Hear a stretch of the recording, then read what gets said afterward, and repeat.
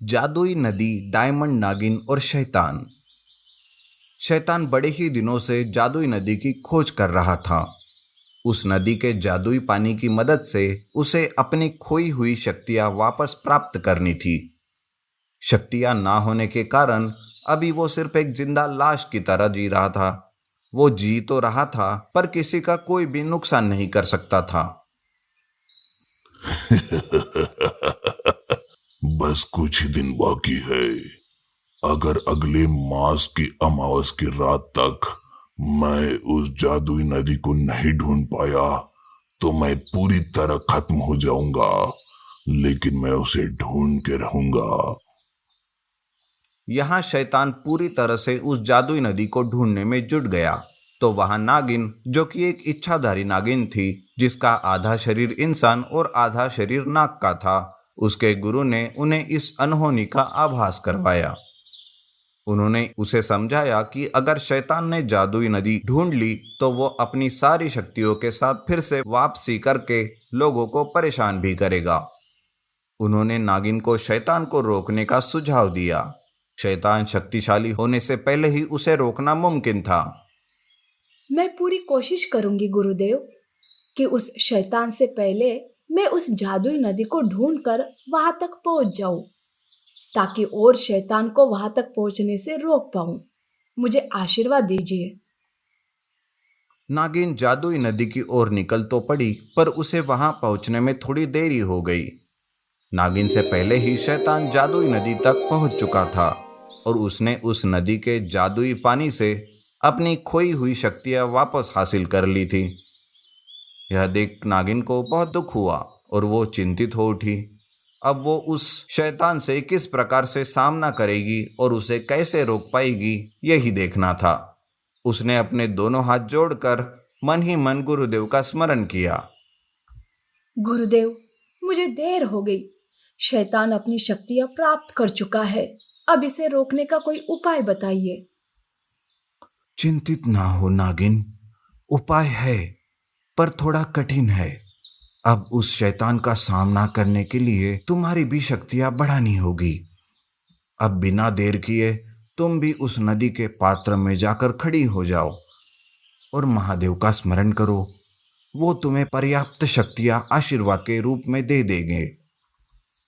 गुरुदेव का आदेश मिलते ही नागिन नदी के पात्र में जाकर खड़ी हो गई और महादेव का स्मरण करने लगी कि कुछ ही पलों में एक सफेद रोशनी नागिन के चारों ओर चमकने लगी और नागिन की पूंछ हवा में लहराई। नागिन ने आंखें खोलकर देखा तो उसकी पूंछ उसे हीरे जैसी चमकती हुई दिखाई दी। अब वो साधारण पूंछ नहीं थी, वो एक हीरे की पूंछ बन चुकी थी।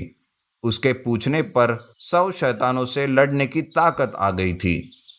शैतान अपनी ताकत पाकर खुशी से चिल्ला रहा था और चारों ओर तबाही मचा रहा था कि तभी नागिन की गरजती हुई आवाज उसके कानों पर पड़ी। नागिन ने उसे ललकारा था।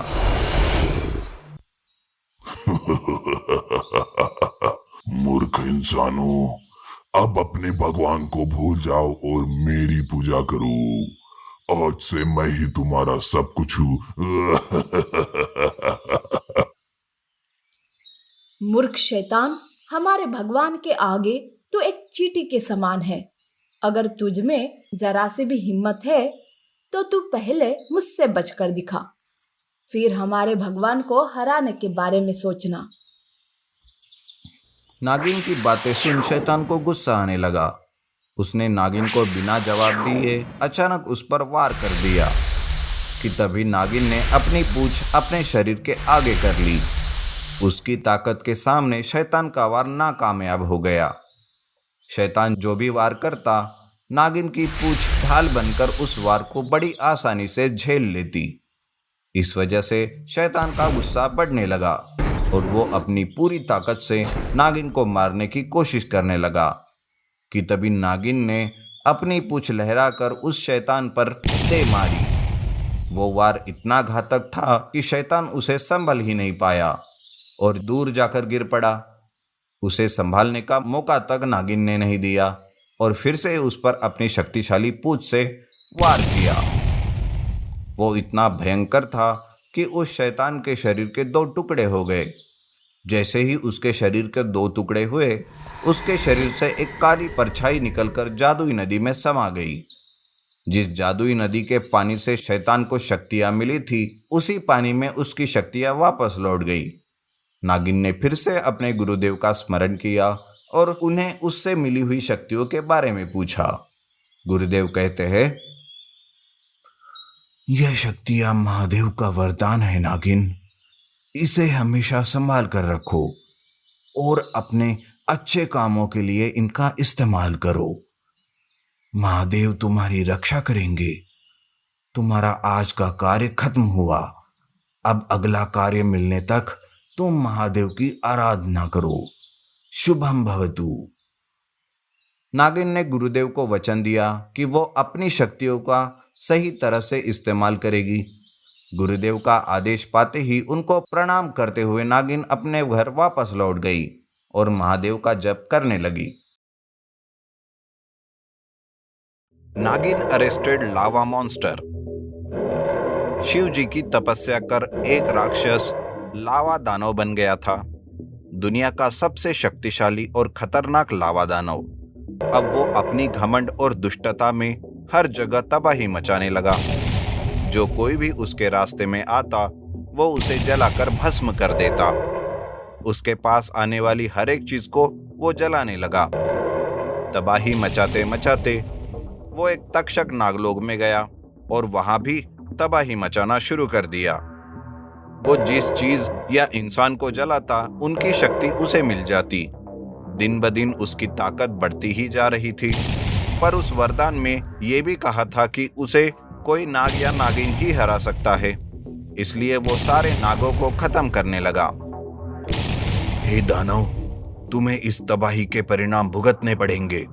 एक दिन कोई नाग या नागिन ही तुम्हें हराएगा। किसमें इतनी ताकत नहीं कि वो मुझे हरा सके। मैं किसी भी नाग को जिंदा ही नहीं छोड़ूंगा। ना रहेगा नाग, ना मिलेगी मुझे मौत। तभी एक नाग वहां से जख्मी हालत में भाग निकला और सीधा शेषनाग के नागों के पास गया और उन्हें पूरी बात बताई। तुम लोग जल्दी अपनी जान बचाकर भागो। हमारा इलाका जान लेने के बाद अब वो दुष्ट यहाँ जरूर आएगा। अगर आज बच गए तो ही उसे बाद में मार पाओगे। अभी जल्दी निकलो यहाँ से। हम ऐसे डरकर हार नहीं मान सकते। कोई पहले इस नाग की मदद करो और इसे ठीक कर दो। अगर वो लावा दानव यहाँ आया तो हम पूरी तैयारी के साथ लड़ेंगे। बच्चों को यहाँ से कहीं दूर भेज दो। उन्हें नागमणि के साथ नागरानी के पास भेज दो।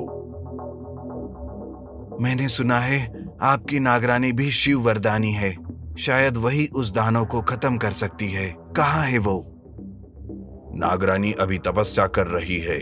वो यहाँ नहीं है और हम अभी उनकी तपस्या भंग नहीं करना चाहते।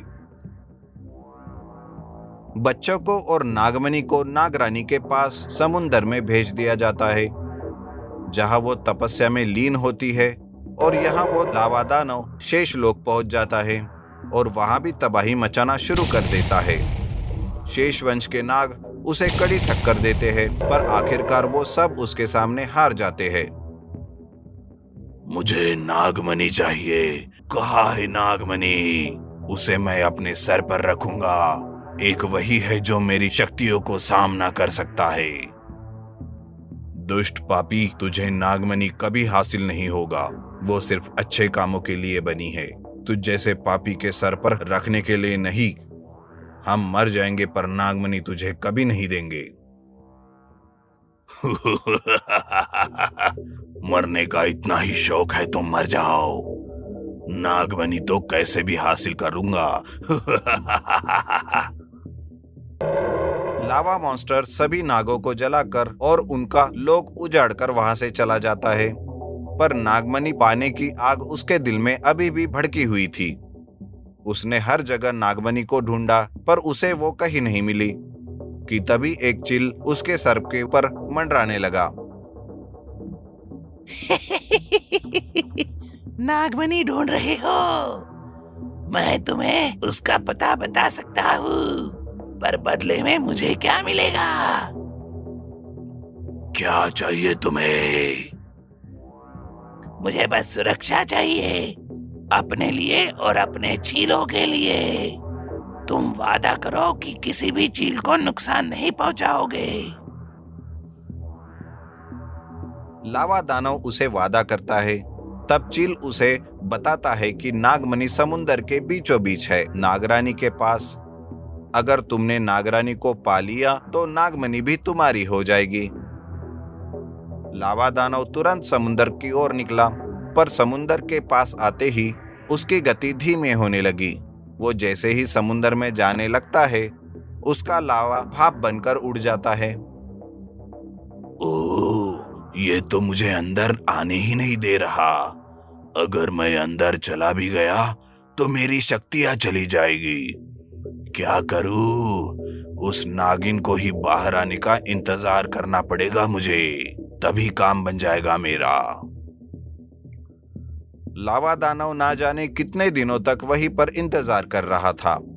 उसे क्या पता था नागरानी वहां तपस्या कर रही है, पर वो दिन रात वहीं पे बैठे नागरानी का इंतजार करने लगा। उसे डर था कि कहीं नागिन उसे चकमा देकर भाग ना जाए। आखिरकार वो दिन आ गया जब नागिन की तपस्या पूरी हुई और उसे एक खास वरदान मिला। पर उसकी तपस्या से बाहर आते ही उसे नागलोक की बुरी खबर भी मिल गई। जो बच्चे नागिन वहां उसकी शरण में आए थे, उन्होंने उसे पूरी बात बता दी, जिसे सुनते ही नागिन गुस्से में लाल पीली हो गई और उसने लावा दानव को खत्म करने की शपथ ली। दुष्ट, तेरे पापों का घड़ा भर गया है। मैं आ रही हूँ तुझे तेरी मौत से मिलवाने। कहाँ मिलेगा मुझे ये लावा दानव?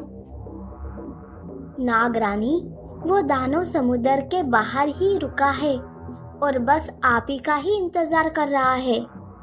उसे आपकी और नागमणि की अभिलाषा है। नागरानी, आप यहाँ सुरक्षित हो, कृपया करके बाहर मत जाइए। ये क्या कह रही हो तुम? उसके डर से हम यहाँ कब तक रहेंगे? और उसके किए का उसे दंड भी तो मिलना चाहिए, जो मैं उसे दूंगी। तुम सब अपना और नागमणि का ध्यान रखना। ये शिवजी की अमानत है, किसी दुष्ट के हाथ नहीं लगनी चाहिए। अगर मुझे कुछ हो गया तो नागमणि को समुंदर के नीचे दफना देना। नागिन सबसे अलविदा लेके उस दानव का सामना करने समुंदर के बाहर चली आई। जैसे ही वो बाहर निकली, चील ने चिल्लाकर उसके आने की खबर लावा दानव को दी और खुद दूर एक पेड़ पर जाकर बैठ गया। ओह नागरानी, बड़ा इंतजार करवाया आपने। मैं आपके दीदार के लिए कब से तरस रहा था, पर चलो, सब्र का काम मीठा निकला। आओ नागरानी, मैं तो मेरे नागमणि को लेने आया हूँ और हम दोनों मिलकर इस पूरी दुनिया पर राज करेंगे। दुष्ट, अहंकारी, तेरी इतनी हिम्मत! तुमने मेरे नाग को मारा है, अब इसकी सजा तुम्हें भुगतनी पड़ेगी। मरने के लिए तैयार हो जा पापी। नागरानी की बातें सुन दानव के गुस्से का ज्वालामुखी फटने लगा और उसने आसपास की सारी चीजें जलाना शुरू कर दिया। उसने आग की लपटें नागिन की तरफ फेंकी और जोर जोर से हंसने लगा। मूर्ख नागिन, मेरे एक ही वार से तू जलकर भस्म हो जाएगी। इतनी भी क्या जल्दी है दानव? चाहो तो और कोशिश कर लो, मैं यहीं पर खड़ी हूँ। नागिन पर उसके वार का कोई असर नहीं हुआ। ये देख दानव भी दंग रह गया। उसे और भी ज्यादा गुस्सा आया और उसने नागिन पर और शक्तिशाली हमला कर दिया। बस इतनी ही ताकत है? जरा और ताकत आजमाओ, या थक गए हो?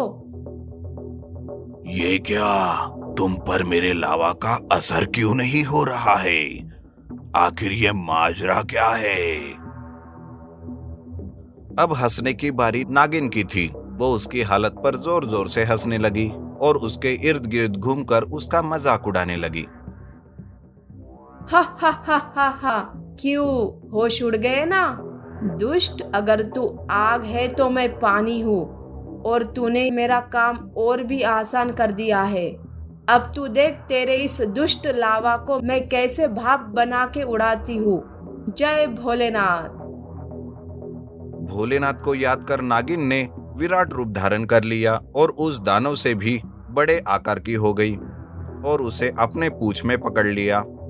दानव अभी भी हैरान था कि नागिन उसे छू कैसे पा रही थी। मूर्ख, मैं अभी अभी तपस्या से उठी हूँ और मैंने वरदान पाया है कि मुझे आग, लावा, इन सब चीजों से कोई खतरा नहीं होगा। अब समझे मुझ पर तुम्हारे इस शक्तियों का असर क्यों नहीं हो रहा है? अब जाने से पहले अपनी पापों की माफी मांग ले मूर्ख। मुझे छोड़ दो, वरना तुम अभी भी नहीं सुधरे। चलो तुम्हारा किस्सा ही खत्म करती हूँ। नागिन उसे घसीटते हुए समुंदर में ले गई। वो चीखता रहा, चिल्लाता रहा। उसने खुद को नागिन के पकड़ से छुड़ाने की बहुत कोशिश की, पर कोई फायदा नहीं हुआ। नागिन उसे समुंदर में लेकर चली गई, जहां उसकी सारी शक्तियां भाप बनकर उड़ गई और वो भी पानी में जाते ही एकदम खत्म हो गया। उसका कोई अवशेष भी नहीं बचा और नागिन ने फिर से एक बार महादेव का शुक्रिया अदा किया और अपने आंसू पोंछे। लावा दैत्य के खत्म होते ही चील भी वहां से भाग गया और नागरानी अपनी बची हुई प्रजा को लेकर नागलोक लौट गई।